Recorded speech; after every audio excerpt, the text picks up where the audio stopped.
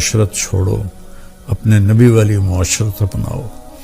پہلی شادی میرے نبی نے بیوہ عورت سے کی ہے، اور سب مطلقہ ہیں یا بیوہ ہیں، ایک کنواری حضرت عائشہ بس۔ مولانا ہمارے بچے ہم سے ڈرتے نہیں۔ میں نے کہا تو کیا تم ڈائن ہو جو تمہارے بچے تم سے ڈریں؟ تم ماں بنو، تم یہ سوال کرو کہ ہمارے بچے ہم سے پیار کریں، کیا کیا جائے کہ بچہ جوان ہو تو ان کی پسند کا خیال ضرور کریں، ان کی پسند کا خیال ضرور کریں، ان پر اپنی مرضی مسلط نہ کریں۔ اور کائنات کی سب سے قیمتی چیز انسان ہے، اور اس کی ڈائی اس کی ماں کا پیٹ ہے۔ جب اس پر زیادتی ہوتی ہے اور سختی ہوتی ہے، بدتمیزی ہوتی ہے، جو ہمارے سسرال کا 99% یہی حال ہے، تو وہ اس کی ڈائی اندر سے کریک ہو جاتی ہے۔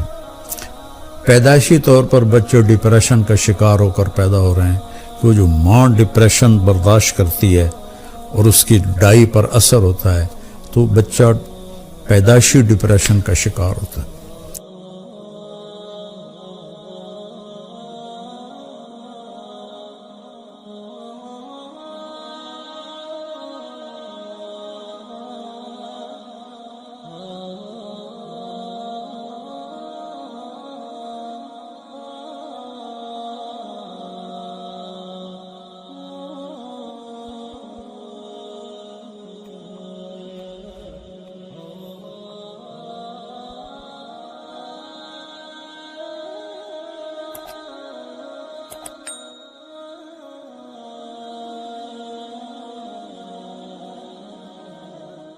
السلام علیکم ورحمۃ اللہ وبرکاتہ۔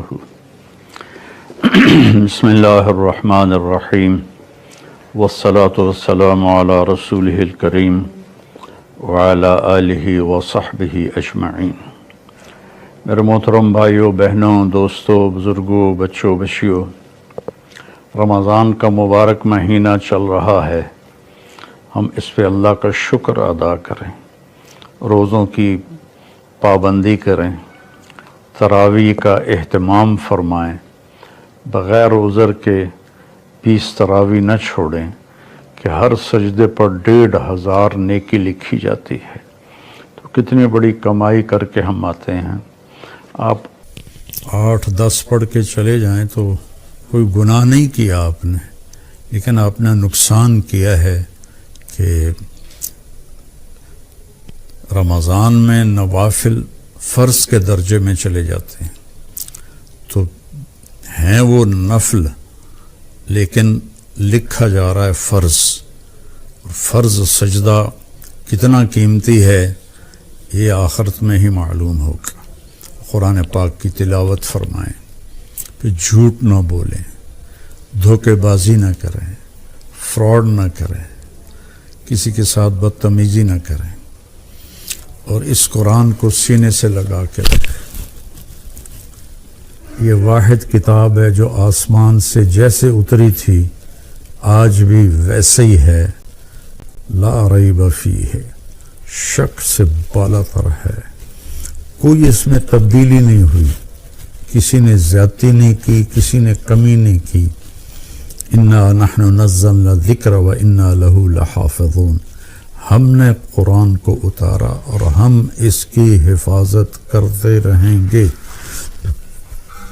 کچھ نادان قسم کے لوگ ہیں جو کہتے ہیں یہ قرآن وہ نہیں ہے، یہ قرآن بدل گیا ہے، تو میں ان سے گزارش کروں گا کہ اس کے بارے میں ایمان بنائیں کہ یہ وہی کتاب ہے جو میرے نبی پر اتری اور آج ہمارے ہاتھوں میں ہے، اور قیامت تک رہے گی، جب اللہ اس کو کوئی بدل نہیں سکتا، گھٹا بڑھا نہیں سکتا، ہاں اس کو اٹھا لے گا۔ قیامت کے قریب ایک دن آئے گا، صبح لوگ اٹھیں گے، جب قرآن دیکھیں گے تو سب خالی ورقے ہوں گے، ایک لفظ بھی نہیں لکھا ہوا ہوگا۔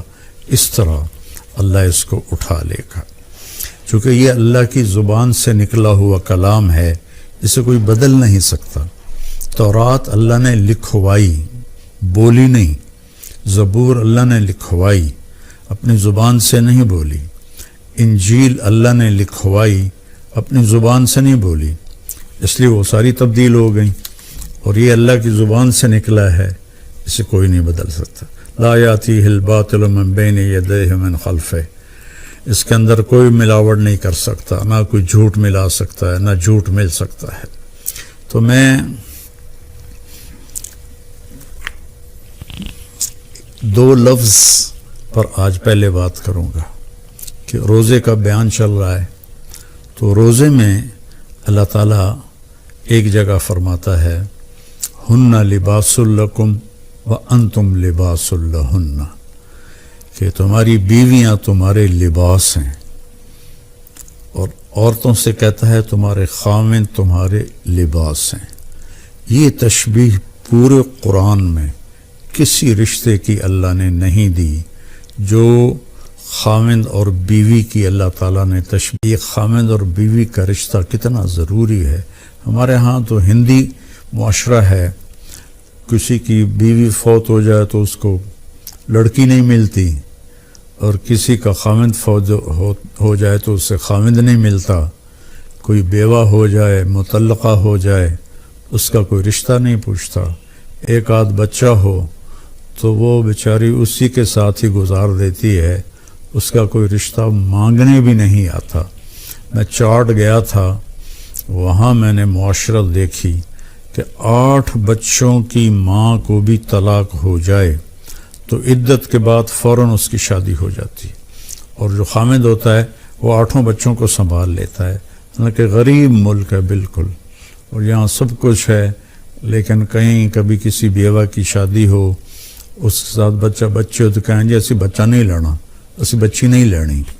اللہ کے واسطے یہ ہندی معاشرت چھوڑو، اپنے نبی والی معاشرت اپناؤ۔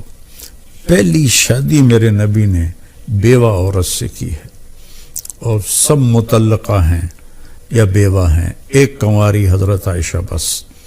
تو لباس کے لیے کیا ہے، ہم کتنی احتیاط سے رکھتے ہیں، خاص طور پر عورتیں اپنے لباس کا کتنا خیال کرتی ہیں، کیسے وہ ایسے لٹکا کے رکھتی ہیں کہ اس کی کریز خراب نہ ہو۔ مرد اپنے لباس کا کیسے خیال کرتے ہیں کہ اس کو لٹکا کے رکھتے ہیں، کریز خراب نہ ہو، پھر جب پہن لیتے ہیں ایسے ویسے دیکھتے ہیں میں کیسا لگ رہا ہوں۔ تو آپ کو کتنا ہی غصہ آیا ہو، کبھی آپ نے اپنا گریبان پھاڑا ہے؟ آپ اگلے کا گریبان پکڑو گے وہ تیری ایسی تیسی، اپنا نہیں پکڑو گے۔ تو اگر آپ اپنی بیوی کو بے عزت کر رہے ہیں تو آپ نے اپنا کرتا پھاڑ دیا ہے۔ کوئی آپ کو عقل مند کہے گا؟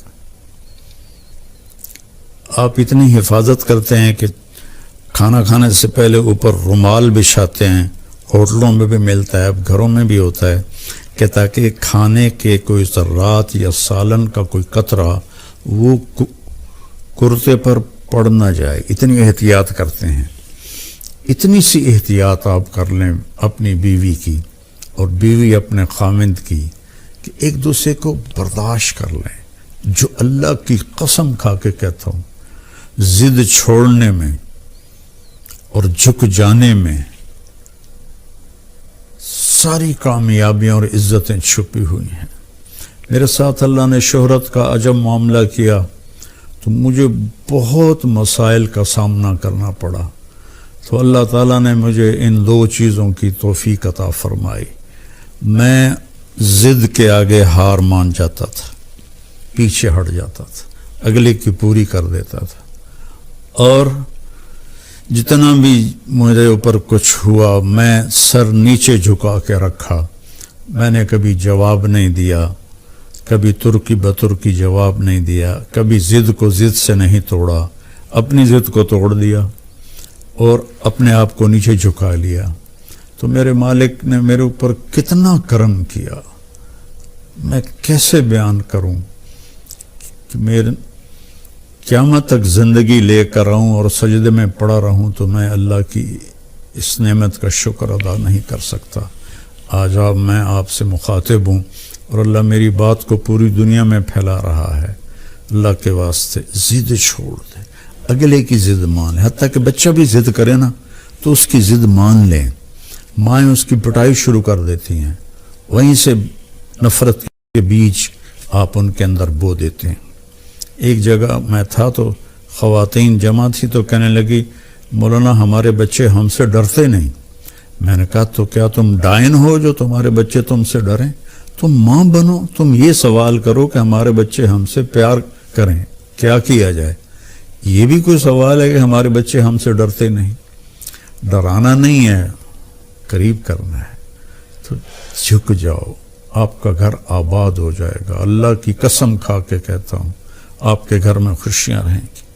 اگر آپ ضدوں پر رہیں گے تو پھر اپنے کپڑے پھاڑیں گے، تو اپنے کپڑے پھاڑنے والا یا پاگل ہوتا ہے یا بے عقل ہوتا ہے۔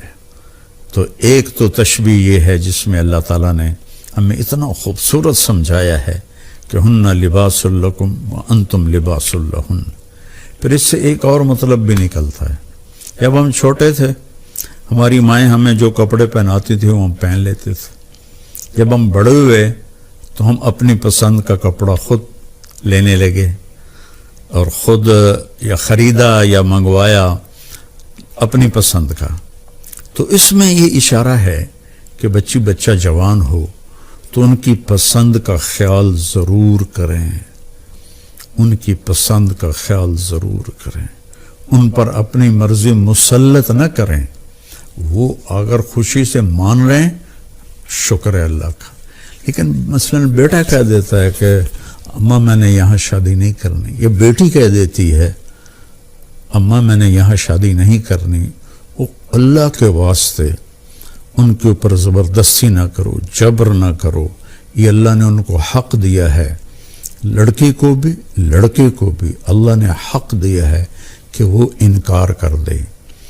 اس کو لڑائی نہ بناؤ، اس کو نافرمانی نہ سمجھو بچوں کی۔ یہ بچے اور بچی کا حق ہے، تو ماں باپ اس کی رعایت کریں، زبردستی کی شادیاں نہ کریں۔ بہت تباہی مچتی ہے، بہت تباہی مچتی ہے۔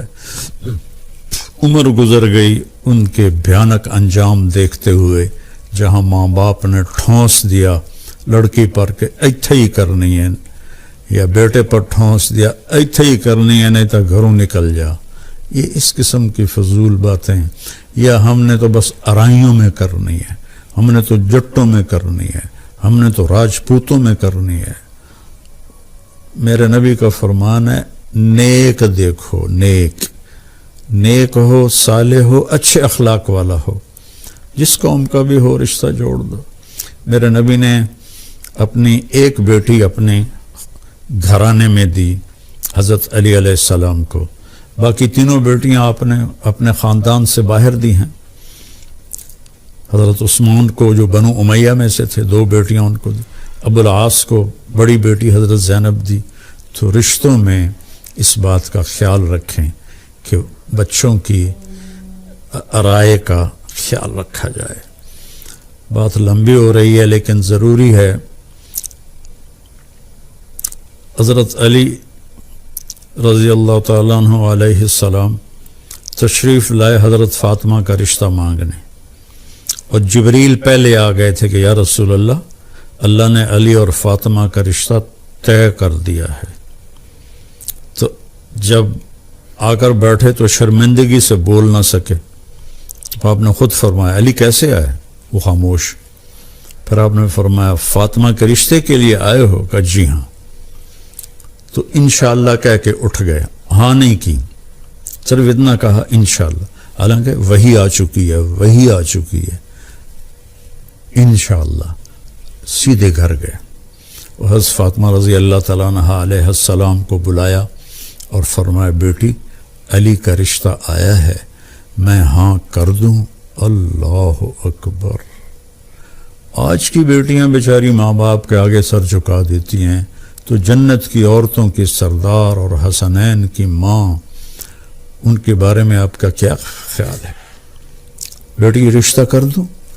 جب حضرت فاطمہ نے ہاں کی، کنواری بچی کی خاموشی ہاں ہوتی ہے، انکار نہیں ہوتا ہے، تو آپ خاموش رہیں، اس کا مطلب تھا کہ میں تیار ہوں۔ اب فوراً واپس گئے، علی لوگوں کو بلاؤ۔ پھر لوگ آئے، مجمع مسجد میں اکٹھا ہوا تو آپ نے ممبر پر کھڑے ہو کے پہلی بات یہ کہ لوگوں میرے پاس جبریل اللہ کا پیغام لے کر آئے تھے کہ میں اپنی بیٹی فاطمہ کا نکاح علی کے ساتھ کر دوں۔ جب میرا نبی اتنا خیال کر رہا ہے ہم بھی خیال کیا کریں۔ اپنے پیٹ سے جنتے ہیں پھر ان پر وہ زیادتی کرتے ہیں، ساری زندگی سے سکتی رہتی ہے۔ تو لباس کا خوبصورت تشبیہ ہے۔ دوسرا ہے نساؤکم حرث لکم، تمہاری بیوی تمہاری کھیتی ہے۔ میں تو ایک قدیم زمیندار گھرانے سے تعلق رکھتا ہوں، تو میں نے اگرچہ ڈائریکٹ زمیندارہ نہیں کیا لیکن میں جانتا تو ہوں کہ فصل کو کیسے، کھیتی کو کیسے اگایا جاتا ہے اور کیسے اس کو پروان چڑھایا جاتا ہے۔ کبھی آپ نے دیکھا کسی پاگل کو کہ وہ آم کے پیڑ کو ڈنڈے مار رہا ہو کہ تو ایسواری آم کیوں نہیں دیتے، یا کپاس مکئی کو آگ لگا رہا ہو کہ ادھر چھلی نہیں لگی، ادھر ڈوڈا نہیں لگا؟ کس قدر زمیندار محنت سے فصل کو اگاتا ہے، اور پھر اس میں میاں بیوی میں کھٹبڑ تو ہوتی ہے، یہ جنت میں جا کے ہوگا ٹھیک، یہاں رہے گی، یہاں کھٹبٹ رہے گی، اس لیے جھکنا ہے، ایسا نہیں کرنا، ایسے کرنا ہے۔ تو اس میں گندی بوٹیاں پیدا ہو جاتی ہیں، تو ان گندی بوٹیوں کو نکالنے کے لیے ٹریکٹر کے الگ پتلے ٹائر ہم لگاتے ہیں تاکہ جو کھیتی ہے اس پر ٹائر چڑھ نہ جائے، تو پتلے سے ٹائر ہوتے ہیں، اور پیچھے پتلے باریک حل ہوتے ہیں جو صرف جڑی بوٹیوں کو آرام سے نکال کے باہر پھینک دیتے ہیں، اور جو دو پودوں کے بیچ میں ہوتی ہیں وہ ہم مزدور لے کر وہ کھرپی سے اس کو نکلوا دیتے ہیں۔ تو یہاں بھی کیا خوبصورت تشبیہ ہے، کھیتی کو پیار سے اگایا جاتا ہے، پرورش کی جاتی ہے۔ یہ سردیاں آئیں تو آم کے درختوں کو جو چھوٹے تھے سب نے ڈھانپ دیا کہ سردی کی وجہ سے یہ جل نہ جائیں، پانی وقت پہ دو، کھاد دو، خشک شاخیں کاٹو، سپرے کرو۔ ابھی ہمارے گھر میں ہمارے باپ کے ہاتھ کا لگا ہوا آم کھڑا ہوا ہے 1964 کا، تو وہ جا کے ستمبر اکتوبر میں پھلتا ہے، تو وہ اس کی شاخیں بہت ہو گئی تھیں خراب، تو ہم نے مالی کو بلا کر وہ ساری کٹوائیں کہ تاکہ نئی شاخیں پیدا ہوں اور دوبارہ یہ پودا پھل دے۔ تو جس طرح کھیتی کو آپ کے گھروں میں پھلواڑی ہوگی، پھول ہوگا یا کوئی پودا ہوگا گملے میں ہوگا، آپ کتنا خیال کرتے ہیں؟ ایسا اتنا خیال آپ اپنی بیوی کا کر لیں۔ یہاں تو صرف مرد کو ہی اللہ حکم دے رہا ہے، یہاں عورت کو نہیں دے رہا، مرد کو کہہ رہا ہے اس کو کھیتی کی طرح پالو کہ اسی نے تو پھل دینا ہے، اسی پر تم زیادتیاں کرو۔ سب سے جتنی کوئی چیز قیمتی ہوتی ہے اس کی ڈائی اس سے بھی زیادہ قیمتی ہوتی ہے، کہ اس میں ذرا بھی خراش آ جائے تو وہ خراش اس چیز پہ پڑتی ہے۔